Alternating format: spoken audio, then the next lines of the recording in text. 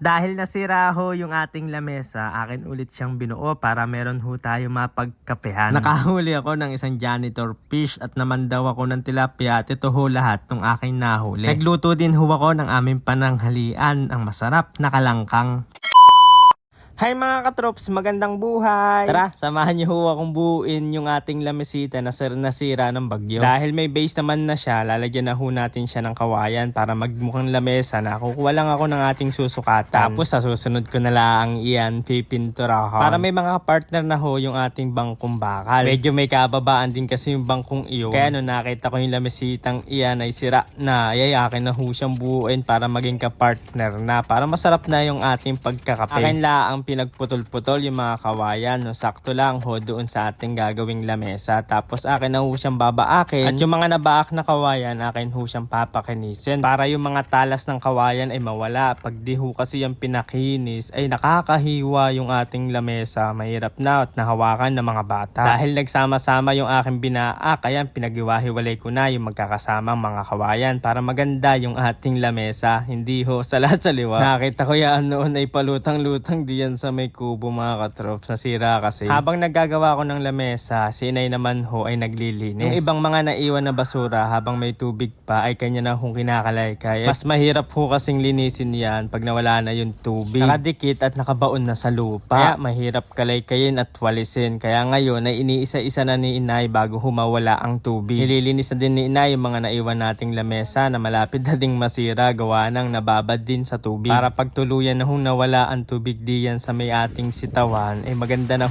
tambayan ulit. Yan palang balag na yan ang kauna-unahan nating tambayan. Siya din ho yan nagiging tulugan ng mga nagtatrabaho diyan sa karsada, yung mga naggagawa. Yan ay kanilang pahingahan sa tanghali. Kasarap kasi magpahinga din mga katrops dito sa farm. Lalo't may puno ho ng kamatsile ay mahiga ka lang sa ilalim. May ikay marerelax talaga. Ay kung hindi ka pa nga gigisingin na iyong kasama ay talagang mapapagalitan ka na yung iyong forma. Dahil mapapasarap ang iyong tulog. Ayan, at habang naglilinis ho sila inay doon sa kubo mga katrops, ako naman ho ay kukuha ng aming uulamin. Mamamandaw ho ako ng isda at minahuli akong isang janitor fish. Janitor fish ho ang tawag diyan sa amin sa Lumban, Laguna. Ay sa inyong lugar ga mga katrops, ay anong tawag sa inyo nung isdang iyan? Baka naman ma-comment mo dyan sa comment section. Ilagay mo na din kung taga saan ka para alam ko kung saan lugar yung tawag na iyon. At ito ho yung lahat ng nahuli ko. Ayan, tinatanggal ko na ho yung lahat ng maliliit na tilapia at saka ho yung mga gurame, binabalik ko ho sa tubig lawa. Diyan ho ay nahanap ko yung isang screen na nawawala. Ayan mga katrops, medyo nakakapako na kaya nung pagkakadukot ko, ayan, nakuha ko na. Nakapaya nung isa nating kasamahang mangingisda mga katrops. Yan tinuro sa atin kung saan nakalagay. Kaya maraming salamat at nakita nyo yung ating hinahanap na bomorat. Ayan mga katrops, kumpleto na ulit yung ating screen. At ito na pala yung aming huling tilapia mga katrops. At amin na iyang iuwi sa kubo para maluto at malinis. Maibilad na din yung iba para maging daing. At yan ho yung janitor fish na amin nahuli. Tapos nilinisin na din ni Itay yan para maiulam na at mailuto ko na. Pero hindi ho yung janitor fish ha. Hindi kasi nakakain iyan. Kaya yung mga tilapia lang yung lilinisin ni Itay. Ako yung magluluto ng kalangkang pero hindi ho yan lahat ikakalangkang. Yan naman hong mga ugot na tilapia ay gagawin ko ho yan lumpia. Akin lang ho siyang ilalaga. Lalagyan ng asin at laurel. Tapos hihimayin. Pwede ko na ho yan i-stock sa rep para pag magluluto ako ng lumpia ay pwede ko na ho yan timplahin ng panibago. Dumating din si kuya kaya sabi ko kumuha na siya ng pang-ulam niya diyan na tilapia. Hindi naman kasi talaga nakakasawa yung tilapyang iyan, yung mga nahuhuli namin dyan sa lawa. Kumuha na din ako ng kamalansi habang nililinis nila yung isda para pagdating ko ay akin na siyang lulutuin. Ang una ko hong sinalang, ito hong ating gagawin pang lumpia. Sunod naman, ito naman amin pananghalian, ang masarap na tilapyang kalangkang. Ang recipe lang ho na ilalagay ko diyan, isang boting toyo, saka ho tubig. Konti lang, siling panigang, sibuyas, bawang, paminta at saka ho pampalasa. Lalagyan ko din ho ng konting oyster sauce, saka kaunting langis at saka suka at pipigaan ko din yan ng kamalansi. Lalagyan ko din ho yan mamaya pag kumukulo na ng ketchup. At pag medyo naiiga-iga na mga katrops, luto na ho yan. Magkakainan na tayo ng ating pananghalian. Habang inaantay kong maluto, si inay hinihimay yung ating inilagang tilapia kanina para itabi sa rep mamaya. Umuwi na din naman si kuya para maiuwi yung tilapia niyang dala. Pinagbalot ko na din siya ng ating nilutong kalangkang. Ay pwede ho yung i-stock sa rep mga katrops. Kaya pagka wala kayong ulam, may mabubunot kayo sa inyong rep, pwede nyo ho yung lagyan ng itlog, gawing torta o kaya gawing lumpia, fishball at iba pa. O diba, kaganda naman na meron kang stock na iyong uulamin. Kaya tara, kain ho tayo mga katrops. Ang ulam ho namin ngayon pananghalian ay tilapyang kalangkang. Kalangkang ho ang tawag dyan sa amin. Ay sa inyong lugar mga katrops, anong tawag ho sa ganyan luto sa inyo? Ay baka naman ma-comment mo dyan sa comment section na ilagay mo na din kung taga saan ka para alam ko kung saan lugar yung tawag na yun. Kaya maraming salamat ho sa inyo mga katrops. Love love!